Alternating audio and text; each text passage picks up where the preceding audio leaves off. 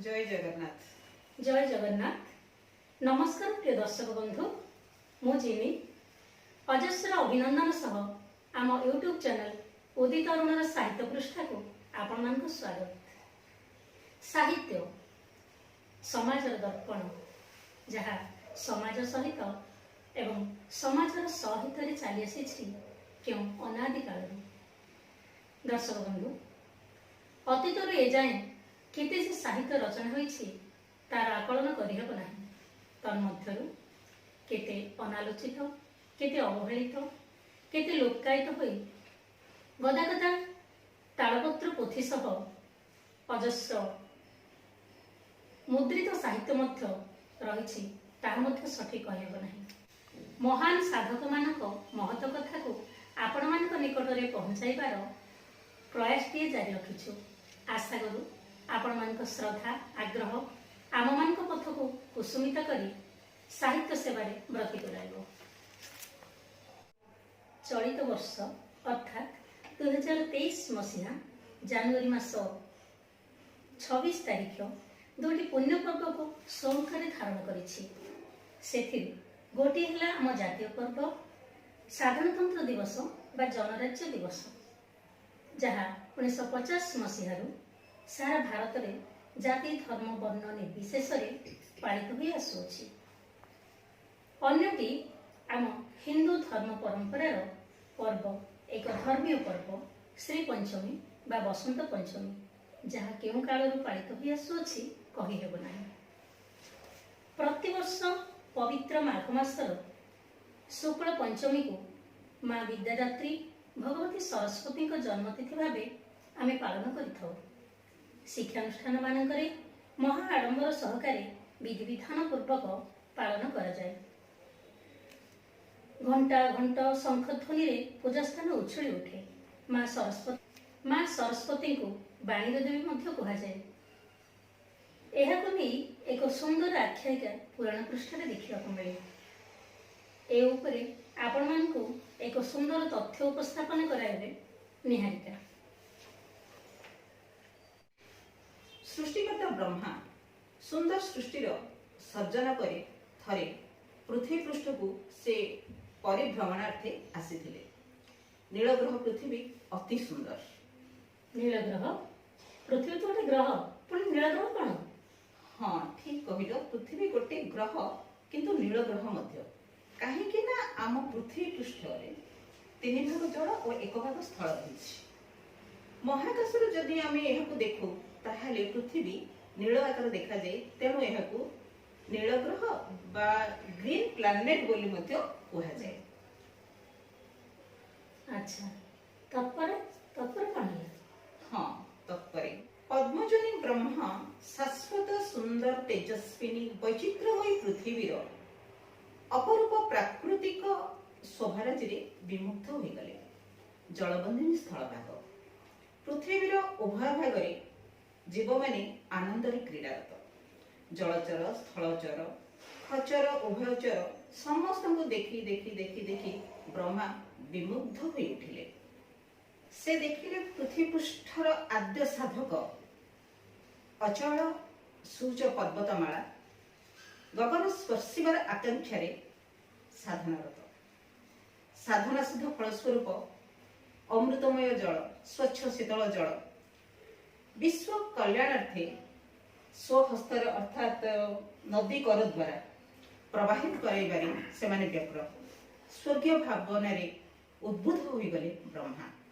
नदी मानकर सर्पिल गति एवं फेण उज्ज्वल वक्ष देखि तन्मय होई गले। से प्रकृतिर अपरूप सौंदर्य को उपभोग करिबार कामना रे अग्रपद ब्रह्मा देखिले बहु नद नदी, कठिन शिलास्तर, गिरी गह्वर। एही गिरी गह्वर को भेद करी स्वच्छ शीतल जलधारा बाहिका नदी माने सहस्रे नाची जाउछंती प्रिय सागर वक्षरे मिसिबा पई।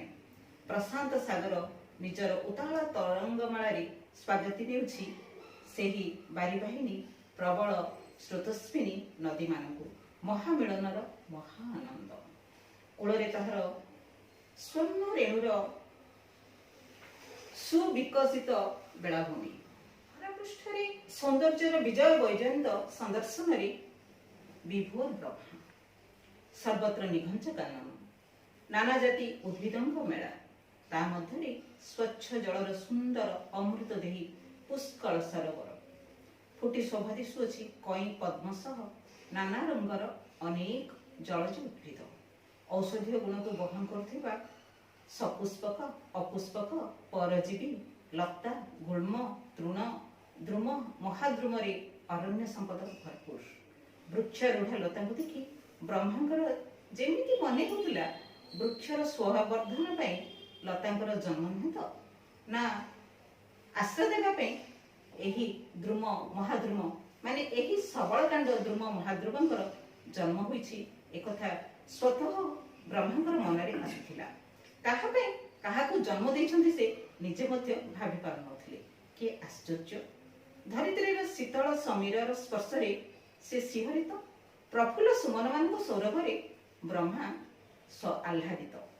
ବୈଚିତ୍ର୍ୟମୟୀ ପୃଥିବୀର ନାନାବିଧ ପ୍ରାକୃତିକ ସମ୍ପଦର ଗନ୍ତାଘର, ଜଳ ସମ୍ପଦ, ବାୟୁ ସମ୍ପଦ, ସୌର ସମ୍ପଦ, ଖଣିଜ ସମ୍ପଦ, ଅରଣ୍ୟ ସମ୍ପଦ, ମୃତ୍ତିକା ସମ୍ପଦ, ଏ ସବୁକୁ ଦେଖି ସେ ଯେତିକି ପ୍ରୀତ ହେଲେ ତାହାଠାରୁ ଅଧିକ ପ୍ରୀତ ହେଲେ ଏମାନଙ୍କୁ ବିନିଯୋଗ କରିବାର ସାମର୍ଥ୍ୟ ଧାରଣ କରୁଥିବା ଏହି ମଣିଷକୁ ଦେଖି। ସର୍ବ ଊର୍ଦ୍ଧ୍ୱରେ ମାନେ ଯେତେ ସୃଷ୍ଟି ଅଛି ସବୁ ସୃଷ୍ଟିର ସର୍ବ ଊର୍ଦ୍ଧ୍ୱରେ ଥିଲା ମାନବ ସମ୍ପଦ। ଆଖି ଖୁସି ହୋଇଗଲା ବ୍ରହ୍ମାଙ୍କର। ପାହାଡ଼ ପର୍ବତ ନଦୀ ନିର୍ଝରିଣୀ ପୁଷ୍କରିଣୀ ହ୍ରଦ ସାଗର ଚିରହରିତ ଜଙ୍ଗଲ ଲୁଣା ଜଙ୍ଗଲ ପ୍ରବାହ ପ୍ରାଚୀର ସୁବିସ୍ତୃତ ବାଲୁକା ଶଯ୍ୟା ପ୍ରସ୍ତର ଶଯ୍ୟା ପଥର ଶଯ୍ୟା ପନ୍ନ ଶଯ୍ୟା ତୃଣଭୂମି ଗିରି ଗହ୍ୱର ଜଳ ସ୍ଥଳ ଶୂନ୍ୟ ଭେଦି ବ୍ୟାପି ରହିଥିବା ଜୀବଜଗତକୁ ଦେଖି ସେ ବହୁତ ଖୁସି ହୋଇଗଲେ। ଅନୁପମ ସୁଷମା ବିମଣ୍ଡିତ ଏ ବସୁଧରା। କେଉଁଠି ନୃତ୍ୟରତା ବର୍ଷା, କେଉଁଠି ଅଗ୍ନିବର୍ଷୀ ଗ୍ରୀଷ୍ମର ପ୍ରଚଣ୍ଡ ପ୍ରବାହ, କେଉଁଠି ଶୀତର ଜାଡ଼ ହାଡ଼ ଭାଙ୍ଗି ଦେଉଛି ତ କେଉଁଠି ବସନ୍ତର ରାସ, କେଉଁଠି ଘନ କୁହୁଡ଼ି ଦିବସ ଅନ୍ଧକାର କରିଦେଉଛି ତ କେଉଁଠି ମୃଗତୃଷ୍ଣା ଜଳର ଭ୍ରମ ସୃଷ୍ଟି କରୁଛି, କେଉଁଠି ଭୂମି ଭୂମାର ମହାମିଳନ। କ'ଣ ନାହିଁ ପୃଥିବୀରେ? ସନ୍ତାନ ପଛଳା ପୃଥିବୀର ସିଦ୍ଧ ସାଧକ ସନ୍ତାନ ଭଳି ଦ୍ରୁମ ମହାଦ୍ରୁମ ମାନଙ୍କ ଶାଖା ପ୍ରଶାଖା ରୂପୀ କରଛାୟାରେ ପୃଥିବୀ ସୁଶୀତଳ ବିମୁଗ୍ଧ ଏହି ରହସ୍ୟରେ ବ୍ରହ୍ମା। କ'ଣ ଭେଟି ଦେଇନି ଏ ପୃଥିବୀ? ଭେଟି ଦେଇଛି ସ୍ନେହ ମମତା ଭାବ ବନ୍ଧନର ଭେଟି ଦେଇଛି ସେ। କିଏ କହିଲା ପୃଥିବୀ ନିର୍ଜୀବ? ପୃଥିବୀ ନିର୍ଜୀବ ନୁହଁ। ଶୂନ୍ୟରେ ଘୁରୁଥିବା ପୃଥିବୀ ଗୋଟେ ବଦାନ୍ୟତାର ଅବତାର ସେ। କ୍ରମଶଃ ଦିନ ଢଳି ଢଳି ସଞ୍ଜ ଆସିଲା। ପକ୍ଷୀମାନେ ନିରବହଳା ହେଲେ। ଦିବାଗର ଦିବସର ପରିସମାପ୍ତିର ସୂଚନା ଦେଲେ ଏବଂ ବିଶ୍ରାମ ସ୍ଥଳକୁ ଗମନ କଲେ। ପଶ୍ଚିମ ଆକାଶ ରକ୍ତରଙ୍ଗରେ ରଞ୍ଜିତ ହେଲା।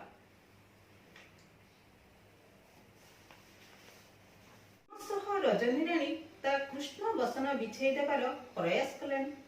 ଆକାଶରେ ହସିଲେଣି ନିଶାକର। ବ୍ରହ୍ମାଙ୍କ ଆନନ୍ଦ ବହୁ ଗୁଣରେ ବର୍ଦ୍ଧିତ ହେଲା। ଆରେ ଏଠି ତାରା ଗହଣେ ଚନ୍ଦ୍ର ଉଇଁଲେ ସୂର୍ଯ୍ୟ ଲୁଚେ କଇଁ ବିକଶେ, ଆଉ ସୂର୍ଯ୍ୟ ଉଇଁଲେ କମଳ ହସେ ଜହ୍ନ ଲୁଚେ। ମିଞ୍ଜି ମିଞ୍ଜି ତାରାକୁ ଦେଖି ଆଚମ୍ବିତ ବ୍ରହ୍ମାଙ୍କ ମନରେ ଅନେକ ପ୍ରଶ୍ନ, ନିରୁଳସ ପ୍ରଶ୍ନ। ନିବିଡ଼ ଅନ୍ଧକାର ମଧ୍ୟରେ ପୃଥିବୀର ଜାଗ୍ରତ ପ୍ରହରୀ ଭଳି ସ୍ଥଳଭାଗ କରି ବୃକ୍ଷ ପାହାଡ଼ ପର୍ବତ ଠିଆ ହେଲା ଭଳି ଆକାଶରେ ତାରାଦୀପ ଜାଳି ଜହ୍ନ କାହାର ଉପାସନା କରୁଛି? ଏମାନେ ବୋଧେ ଏ ସର୍ବଂସହ ପୃଥିବୀର ଉପାସକ। ଧନ୍ୟ ଏ ଉପାସ୍ୟ ଦେବୀ, ଧନ୍ୟ। ଏହି ତ ତାଙ୍କ ସର୍ଜନାର କୃତିତ୍ୱ। ଆକାଶରେ କେଉଁଠି ଭସା ବାଦଲ, ତା ଦେହରେ ପବନ ଶିଳ୍ପୀ ତା ତୁଳିକାରେ କେତେବେଳେ କେଉଁ ଛବି ଆଙ୍କି ଦେଉଛି ନୀଳ ଆକାଶର ଶୋଭାକୁ ଶତ ସହସ୍ର ଗୁଣ କରି। ଶୋଭା ବର୍ଦ୍ଧନ କରୁଛି ନୀଳ ଆକାଶ। ତୃପ୍ତି ଭରେ ପୃଥିବୀକୁ ଉପଭୋଗ କରୁ କରୁ ହଠାତ୍ ତାଙ୍କୁ ଅନୁଭବ ହେଲା ଏ ସୃଷ୍ଟିରେ କେଉଁଠି କିଛି ତ୍ରୁଟି ରହିଯାଇଛି କି? ଏତେ ମନୋହର ପରିବେଶ, ଜୀବ ବଞ୍ଚିବାର ଉପଯୁକ୍ତ ପରିସଂସ୍ଥାନ ରହିବା ସତ୍ତ୍ୱେ ଏତେ ମନୋହର ପରିବେଶ जीव बंचिबार उपयुक्त परिसंस्थान रहिबा सत्वे ए नीलग्रह पृथ्वी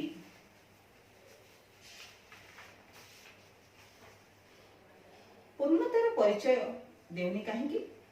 अपूर्णतार कारण खोजिबारे लागिले पद्मजनी ब्रह्मा चिंतामग्न होई पड़िले, भाबिबारे लागिले कारण कौन हे पारे जदि एमाने एते भावयुक्त तेबे एमानक भाव को व्यक्त करिबा माध्यमटिए थिले ए सुंदर चंचल धरित्री चारिकुल मंडित माधुर्यमयी होई पारिबा संभव बोली हुएत ब्रह्मांक हृदय वार्ताटिए उद्धित होइथिला। तथापि से समस्या घेରରେ बंदी प्राय अनुभव करथिले। ताको चित्त मानु नथिला। पृथ्वी पृष्ठरे किछि नूतनत्वर संचार करिवा पे से आग्रही होई उठुथिले। चिंतामग्न ब्रह्मांकर चिंता को अनुभव करी सृष्टि बालक सर्वज्ञ भावग्राही विष्णु ब्रह्मा को परामर्श दिए कहले आपण कमंडलस्थ जल को पृथ्वी पृष्ठ में सिंचन करंतु। विष्णु परामर्श को आज्ञावत ग्रहण कले ब्रह्मा। तत्क्षणात् स्वहस्तस्थ कमंडल जल से पृथ्वी पृष्ठ में सिंचन कले। जानिछ तापरे कोन होला? कोन तत्क्षणात् पृथ्वी पृष्ठ प्रकंपित होबाकु लागिला। एक विराट परिवर्तन। पृथ्वी प्रकंपित होबाकु लागिला आ सेही प्रकंपन प्रकट हेबे वीणा पानी। बस हमें तो ताकू प्रथमे हम वीणा पानी बोली जानि नथिले।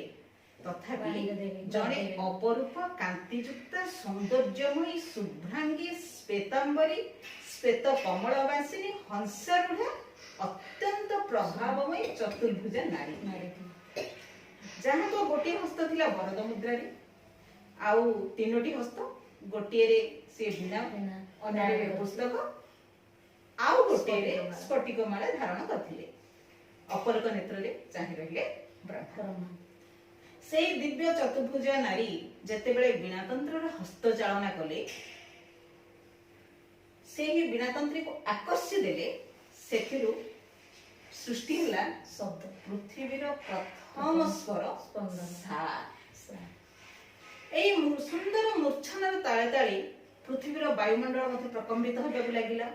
सेथिरे निर्वाक मानव भितरे स्वरर संचालन होला। जेउ स्रोतस्पिनी निर्झरिणी केवल नीरवरे गिरी गुहा दे बही जाउथिले से माने कुळु कुळु कुळु कुळु स्वर रे गीत गाइबारे लागिले। पवन मध्य सु सु होई गीत गाइबारे लागिला। ता सहित जेउ समुद्र उताल तरंगमाला रे केवल शोभित थिला से मध्य एमिति हृदबोध होला से जेंति मंत्र उच्चारण करूछि। सागर उताल तरंग राजी नीरवता काटी आकाश व्यापी महामंत्र उच्चारण करिबारे लागिले। उद्गीत स्वर बल रे विहंग माने स्व स्व कलरवरे गगन कंपाई देले। भ्रमर मधुमक्षिक माने मृदु गुंजन करी शून्य मंडल को मंडन कले। पशु पक्षी कीट पतंग मनुष्य सर्वे स्वरर स्पर्श पाई आनंदित हेले। वर्षा भी नाचिला छम छम रागरे। शब्द स्वरर चंचलता पृथ्वी रे पूर्णता आनिदेला। ब्रह्मा विष्णु शिव सह आदित्यगण सेही देवी को वंदना कले स्तुति कले। समस्त भितरे बाणी संचार होइथिबारु से तांको बाणीर देवी बोली मध्ये कहगला।